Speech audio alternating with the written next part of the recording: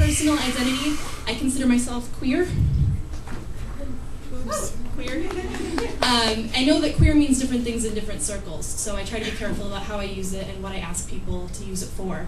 But in my circles, queer generally means that I don't fit your boxes, or whoever's boxes, or making boxes, especially if there's only two, gay, straight, male, female. I tend to not be in either of them. It's also interesting that queer refers to both my gender and my sexuality, and those are totally separate topics.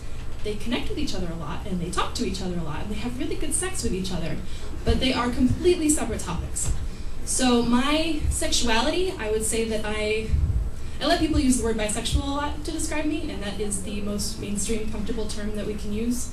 I don't actually really love that term because it kind of says that there's only two genders in the world, which I kind of have a problem with, but that's, me getting super academic on it. So the way my gender works is I was born female. I have a vagina, in case anybody was wondering. I use the women's restroom and people refer to me as she. However, when I get dressed in the morning, I feel most comfortable if I'm wearing a mix of masculine and feminine clothing. And that could mean that I am completely gender neutral. I look completely unisex. You can't really tell what gender I am. Or it could mean that I'm totally amped up in like a men's tuxedo with super cleavage and a fedora and men's shoes and bright red lipstick and eyeliner, and that's really hot, by the way. But you won't see me in a dress.